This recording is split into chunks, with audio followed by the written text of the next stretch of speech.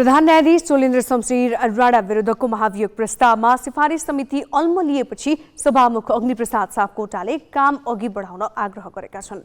प्रस्ताव पठाएको 4 दिनसम्म पनि समितिले काम सुरु नगरेपछि सापकोटाले बुधबार उपलब्ध सदस्यलाई बोलाएर छलफल गरेका हुन्। तर समितिले कहिलेबाट काम थाल्छ भन्ने स्वयं सदस्यहरू नै स्पष्ट देखिँदैनन्।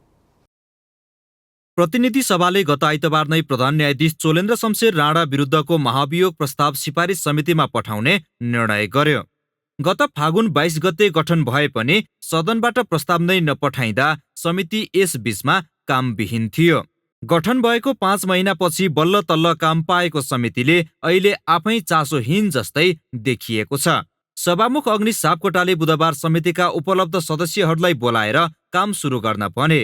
त्यस्तै सचिवालयका तर्फबाट समितिको सचिवमा लक्ष्मी प्रसाद गौतमलाई तोकिएको छ। तैपनि समितिले कहिलेबाट काम थाल्छ भन्नेमा सदस्यहरू अझै स्पष्ट छैनन्। संसदमा यो सैद्धान्तिक छलफलपछि समितिमा आयो र समितिलाई सभामुखले अनौपचारिक रूपमा काम प्रारम्भ गर्नुस् भनेर सभामुखको सचिवालयले समितिलाई गर्ने सहयोग, कर्मचारीको खटन जिम्मेवारी उहाँले छुट्याउनु भएको छ। त्यसैले समितिले आजदेखि सचिवालयको सचिव पनि प्राप्त गर्यो, कर्मचारी प्राप्त गर्यो र अब चाँडै हामी ज्येष्ठ सदस्यको संयोजकत्वमा अध्यक्षतामा बैठक बस्छौँ र चाँडै कार्य प्रारम्भ गर्छौँ। सामान्यतः समितिले काम थालेपछि महाभियोग सिफारिसका लागि 3 महिनाको समय पाउँछ। तर सरकारले मङ्सिर 4 का लागि चुनाव घोषणा गरिसकेको र आउँदो भदौभित्र महाभियोगको छिनोफानो नभए प्रतिनिधि सभासँगै स्वतः निष्क्रिय हुन सक्ने जोखिमका कारण समितिलाई काम सक्नुपर्ने दबाव छ। तर सांसदहरूले यस्तो दबाव महसुस गरेका छैनन्। जसरी गत फागुन 1 गते दर्ता भएको महाभियोग प्रस्ताव झण्डै 6 महिनासम्म राजनीतिक दाउपेचका कारण अलपत्र पारियो, त्यसै गरी समितिले पनि काममा अल्टाल गर्न लागेको त होइन भन्ने प्रश्न पनि सँगसँगै उठेको छ। अझ यस विषयमा सत्तापक्ष र प्रतिपक्षका फरक धारणाका कारण पनि महाभियोग अझै पनि स्वाभाविक गतिमा अघि बढ्न कठिन देखिएको छ। हामी संसद अवरोधको अवस्थामा थियौँ। अवरोधको अवस्थामा हाम्रा नामहरू दिन मिल्ने नै होइन नि। तर हामीले देशको प्रधान न्यायाधीश उप महाभियोग आइसकेपछि दिनुपर्छ भनेर हामीले दियौँ नि।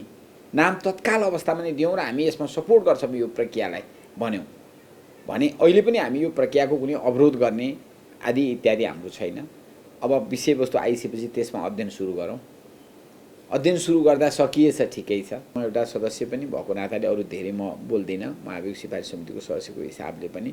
तर कतै छलफल भएर यो टुङ्गियोस् भन्ने अभिप्राय होइनसम्म चाहिँ म भन्न सक्छु। प्रधान न्यायाधीश राणामाथि न्यायिक इमान र नैतिकता गुमाएको, भ्रष्टाचार संस्थागत गरेको र व्यतिथिको संरक्षक आफै बनेको आरोप महाभियोग प्रस्तावमा लगाइएका छन्। यही प्रस्तावका कारण राणा 6 महिनादेखि निलम्बित छन्। सिङ्गो न्यायालयकै छवि धुमिल बनाउने यस्ता विषयमा समयमै विधिसम्मत तरिकाले छानबिन गरी टुङ्गोमा पुर्याउनुको साटो आफ्नो संवैधानिक दायित्वबाट भाग्न खोज्नु अर्को बेइमानी हो। क्यामेरामा सञ्जय घिमिरेका साथ बासु खड्का, ग्यालेक्सी फोके, काठमाडौँ।